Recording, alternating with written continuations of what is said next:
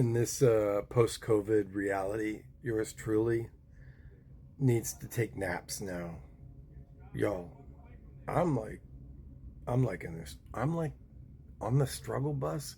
And my question is, am I always going to be on this damn struggle bus? Because it's 4 in the afternoon and I got to lay down now because I'm like, I've had enough for a little bit. Just let me close my eyes. And I want to tell you, I'm sitting here watching Inception for some reason again. It's like the only real movie that was good that Christopher Nolan ever thought about. And I've told you before, like, he totally ripped this idea off of Haruki Murakami's Hard Boiled Wonderland and the End of the World novel. And if you've read it, you're like, yeah, it's like, we know. Anyways, I was having a conversation with a family member of mine, and we were talking, and it was about, our kids going off to college and then trying to live a good life and then, hoping for the best for them and then them wanting, to make the most of their life for themselves. And, the reality is that they're young and that they're going to change their mind 5 times. And then I had told her, I said, there he is, And then I had told her this story, like, in the late 90s, I'd gotten an associate's in information technology and programming. And I had learned how to program COBOL, code COBOL. And it was, I don't know why I started talking about this, but it was like the Y2K millennium, there was this fear that everything was going to stop working and we needed to reprogram everything because there was like only a certain number of digits that could handle the date. And it was garbage. And I got a job working for the city of Los Angeles, and it was to reprogram all of the traffic lights. At that time, the traffic system operated on COBOL. And I remember like going through school and being excited and being told all this money I was going to make. And at the time, I'm like working in UCLA in pharmacy at the time, and I loved it. It was a great job. But I was like, I got to get out of here. I need something better. I need to be a billionaire. Right.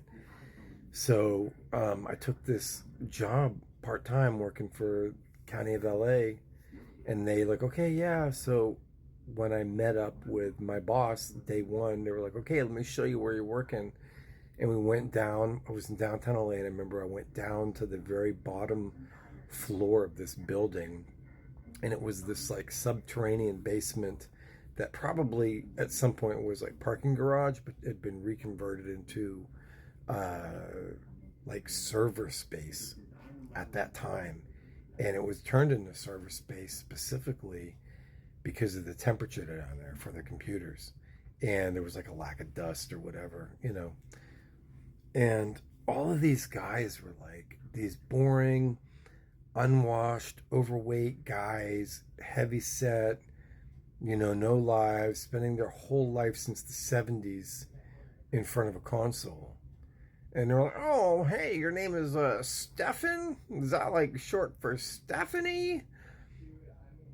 Yeah, you're over here. You don't look like the kind of guy that would like show up to do programming.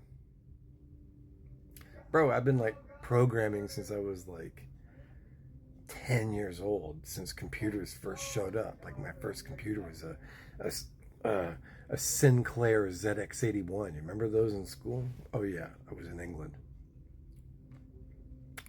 getting a real education.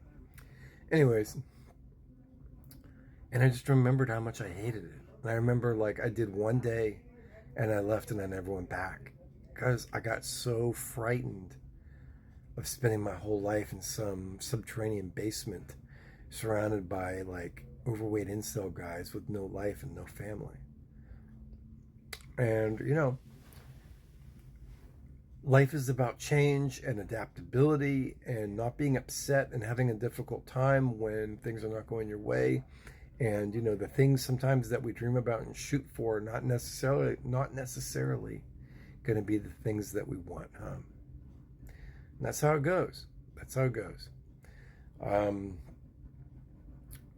But I appreciate all y'all. That's my thought. I was just having some existential crisis fear about me and my life today. I don't know why. And I just do the best I can with everything I got. And I try to show up where I'm needed and be of service and make people laugh, smile, feel better. And hopefully you got people in your life that do that for you. And, remember the people who you see in your life who might be like me. And don't forget, always say hello to us. And, we appreciate kindness too. Be good.